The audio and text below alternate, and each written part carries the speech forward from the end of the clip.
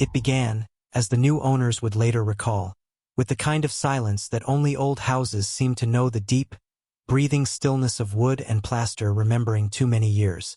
On their second night at 2640 Steiner Street, around 11:03 p.m., the couple were sitting in the small front parlor, still half unpacked, their mugs of tea steaming on a crate they used as a table. The city outside was muted. Pacific Heights at night can feel like a painting, hills sloping into fog, trolley wires humming faintly, a distant bark, then nothing. And then came the sound. It wasn't loud, but it was wrong. The front door, that massive oak door that had made cameo appearances in Mrs. Doubtfire decades earlier, creaked open slowly, as though someone were easing it inward. The couple looked at each other. Neither had moved. A draft swept in, cool enough to ruffle the papers stacked on the crate. The husband set down his mug, stood, crossed the parlor. The brass latch still hung in its locked position. The air in the foyer felt strangely charged, like the moment before rain. He opened the door fully, peered into the street. Empty. A single Uber idled half a block away, its driver staring at a phone. When he shut the door, the latch clicked twice, a double metallic tap he hadn't heard before. He turned to his wife. "Did you?" "I heard it," she said, her voice thin. "It opened on its own." They both laughed it off, nervous laughter, the kind that leaks from disbelief. But when they went to bed later, the house seemed to echo slightly when they walked. Every step came back at them, delayed, as if the space beneath the floors wasn't empty anymore. The following morning, the husband, Evan, checked the lock. Solid. The door's frame untouched.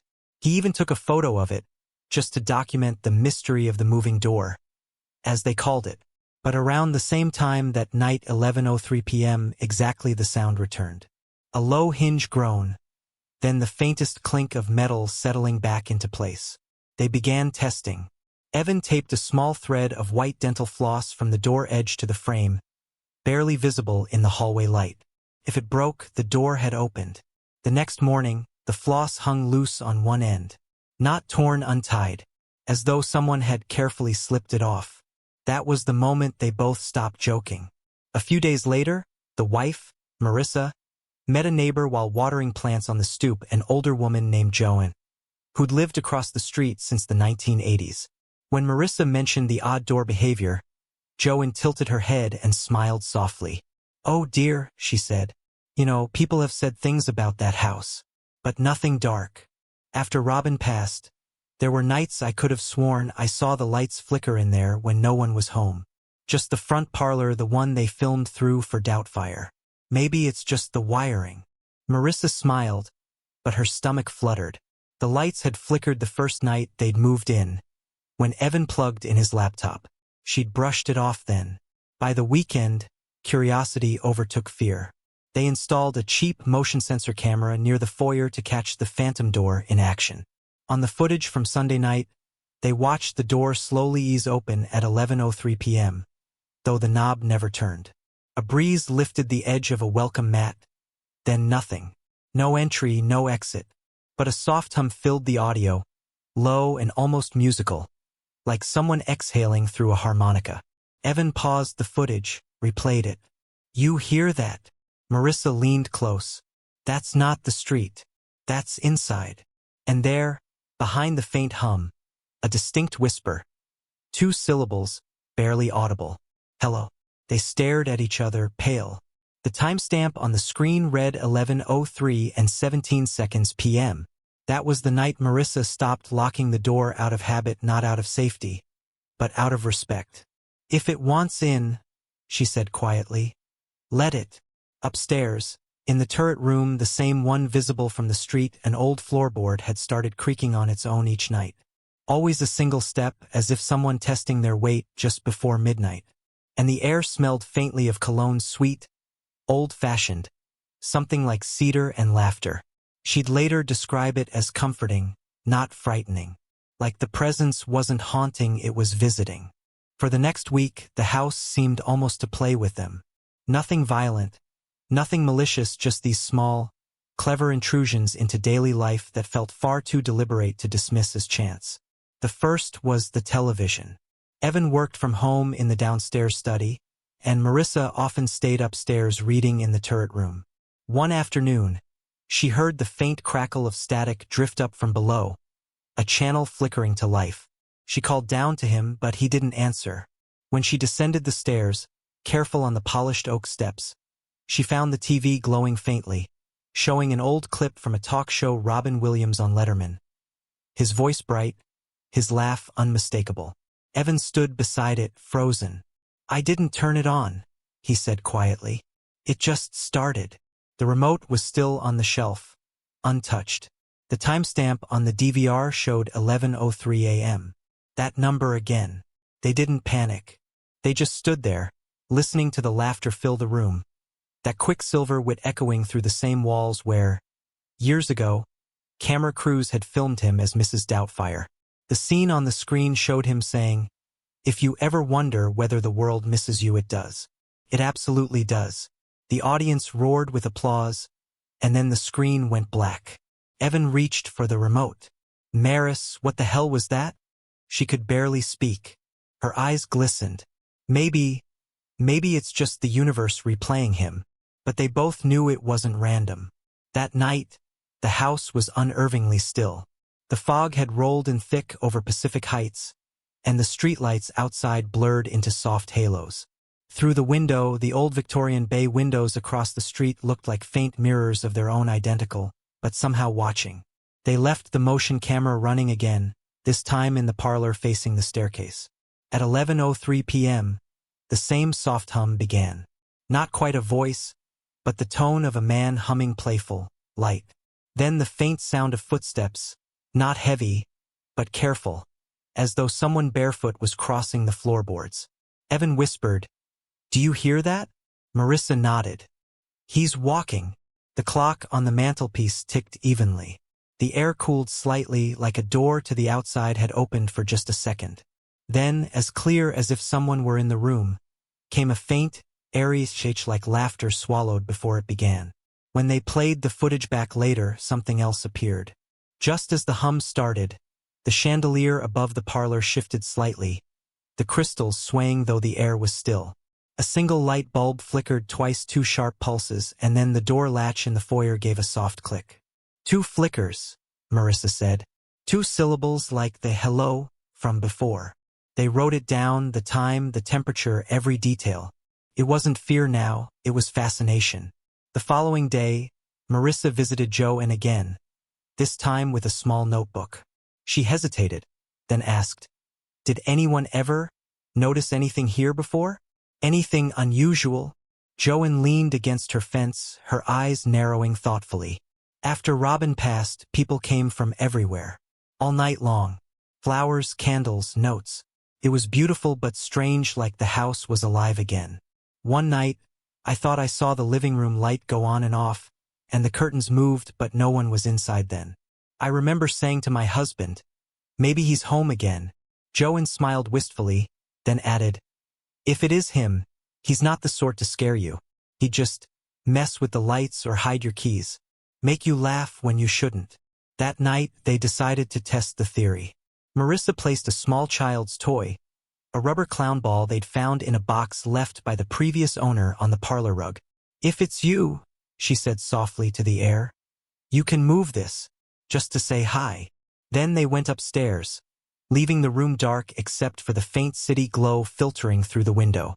At 12:07 a.m., the grandfather clock downstairs chimed once, twice, 3 times, and then continued far beyond its usual count. Evan sat upright in bed, heart thudding, counting each tone in the dark. 12:13. He looked at Marissa. She was awake, eyes wide. 13 again, she whispered. When they went downstairs the next morning, the ball was no longer in the center of the rug. It rested neatly against the base of the grandfather clock. The motion camera showed nothing but a flicker of static at 12:07. Then silence. They began to notice smaller things, moments that felt like inside jokes. Marissa's hairbrush misplaced, only to be found balanced atop the mantel. Evan's pen rolling off the desk whenever he cursed under his breath. The radio in the kitchen turning itself to old jazz stations whenever the house grew too quiet. One afternoon, A delivery driver asked if this was the Doubtfire house, smiling sheepishly. Marissa said yes, and the man nodded toward the porch. I came by here in 2014 after he died, he said. Place was covered in flowers, man. Couldn't even see the steps. I swear I felt something when I stood there. Like happy energy. You know? Like he was still around. She smiled faintly, but when the door shut behind her, she felt the soft warmth near her shoulder, the pressure of someone standing just beside her, invisible but present. That night, she spoke aloud before turning off the lights. Robin, if it's really you, thank you for keeping this house kind. The chandelier swayed once more. Not much, just enough to answer. And then from somewhere deep in the hallway came the faint, unmistakable sound of laughter. Not eerie, not menacing but bright, genuine, human. The kind of laugh the world hadn't heard in years. Don't forget to subscribe and like if you liked this story. Evan had never been the sentimental type, but something about the house began to shift his certainty. It wasn't only the sounds anymore, it was the feeling that someone unseen was gently curating their days, nudging small moments of levity into places where stress should have lived. Whenever tension built between him and Marissa, a lamp would flicker, a cabinet door would ease shut by itself, or music would hum faintly through the walls. It was never random. It was always perfectly timed, as if the unseen guest knew exactly when laughter was needed. The couple's quiet fascination turned into investigation. Evan began looking into public records, curious about the property's deeper history. 2640 Steiner Street had been built in 1893, sold, remodeled, filmed, and even fire-damaged once in 2015. Through old permits and scanned city archives, he found an odd note. A 2014 record of temporary filming permission for tribute footage Robin Williams memorial segment. He stared at it for a long time. Someone, perhaps a small crew, had returned to the house soon after Robin's death to film a farewell shot for a documentary. He wondered, could an artist's energy, tied to a place that defined one of his gentlest roles, linger there like warmth after laughter? That night, Evan sat alone in the parlor, notebook in hand. The air smelled faintly of dust and sandalwood. He spoke softly, almost embarrassed. If it's really you, I get it. You want this place to stay happy. At that moment, the old stereo, unplugged for days, clicked and emitted a single line of static. Then the opening bars of Lust for Life, the same song that played in Mrs. Doubtfire when Daniel Hillard danced through the living room. Evan froze, then smiled. All right, he said aloud. Point taken. Marissa's experience deepened next. She began to dream of rooms she'd never entered, narrow hallways lined with film reels, light pouring through slatted blinds, laughter echoing down a stairwell. She'd wake to find the curtains swaying gently, the morning sun painting the parquet floors gold. One morning, she noticed something odd near the baseboard in the parlor. A loose slat.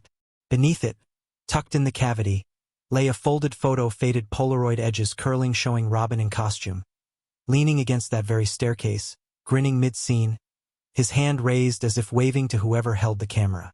She showed it to Evan. This wasn't here before. I vacuumed this floor. He studied the picture, his throat tightening. Maybe it slipped down years ago. Or maybe, she said quietly, he wanted us to find it. They placed the photo on the mantel. That night, the house felt warm. No creaks, no flickers, just a sense of quiet contentment. As if whatever lingered had finally been seen. A few evenings later, Joanne and her husband came over for dinner. As they ate, the talk inevitably turned to the strange things. The older couple didn't laugh, they listened. Joanne finally said, after he died, people said the same thing, that they'd feel him around. Not in a scary way, just mischief. He made people happy. Maybe that energy doesn't disappear. At precisely 11:03 p.m., the chandelier above the dining table gave a soft tremor. The wine glasses chimed faintly against one another. No one spoke for several seconds.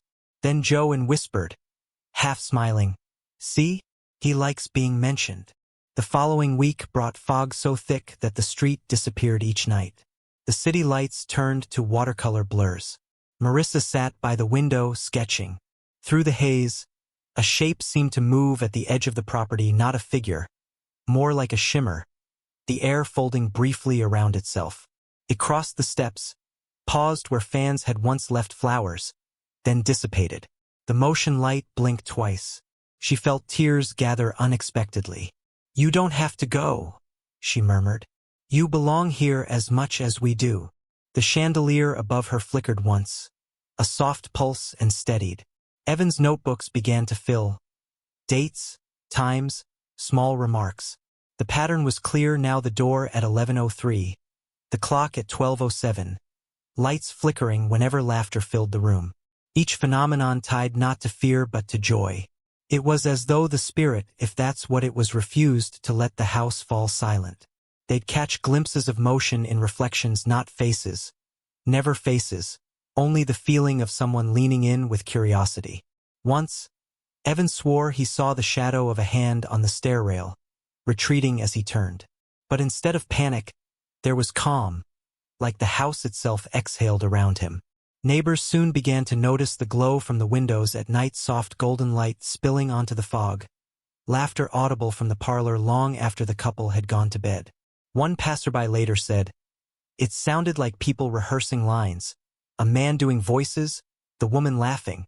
The house on Steiner Street had become alive again, not through haunting, but through memory, and maybe through the persistence of a man who had spent his life making others forget their pain, if only for a moment. Evan would often leave the parlor light on now, as a gesture, a silent stage light, glowing into the fog, and sometimes, just before the clock struck 13, he'd think he heard that familiar voice, gentle, amused, whispering, "Good night, my dear." By late autumn, the rhythm of the house had become part of their lives. The strange timings, the flickering lights, the late-night laughter, all of it had melted into the daily hum of existence, like the faint tick of an old clock you stop noticing until it's gone. Evan had stopped keeping detailed logs. Marissa no longer jumped when the parlor door moved. What had begun as haunting had turned into companionship, quiet, respectful, strangely human. Then came that final night. The city outside was silvered with fog, the kind that presses softly against glass and muffles sound. Marissa couldn't sleep, so she came down to the parlor and found Evan there already, sitting on the floor in front of the fireplace with a mug of cold tea, staring at the photo they'd framed Robin in character, one hand raised mid-smile. The flames had burned down to coals. "Can't sleep?" she asked. He shook his head. "No. I keep thinking if he's still here, what's keeping him? Maybe he wants something." She nodded, though she couldn't explain the ache in her chest. "Or maybe he's just waiting for someone to say goodbye." They sat there for a while, the silence stretching comfortably, until the air in the room began to shift. Not colder, lighter. The chandelier trembled once, and the faintest scent of cologne, that warm cedar note, drifted through the air. The grandfather clock in the hall stirred, gears clicking softly. The time read 12:06 a.m. Evan whispered, "One more minute." They waited, not moving. The quiet deepened until they could hear only their own breath. Then, as the clock began its slow chime, something remarkable happened. Every bulb in the chandelier brightened just slightly, the crystals throwing flecks of gold across the walls. The air thickened, not oppressive, but charged, like the moment before a curtain lifts on stage. And then laughter, soft at first, a low, familiar chuckle, filling the corners of the room. It was unmistakably him. That quick, breathy rhythm that had filled talk shows and movie sets for decades. It came from nowhere and everywhere, rising gently, almost apologetically, then fading into a sigh that sounded like a man catching his breath after a good joke. The chandelier dimmed. The clock struck its 13th chime. In the stunned stillness that followed, Marissa realized tears were running down her face. Not fear, relief. She felt a hand brush her shoulder, light as static, gone before she could turn.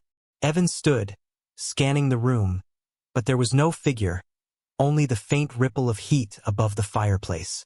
"I think he's saying goodbye," she whispered. Evan stepped closer to the mantel. The framed photo trembled slightly and fell forward, not off, just forward, resting at an angle like a nod. And then the house went still. perfectly still. The chandelier stopped swaying. The air returned to its normal warmth.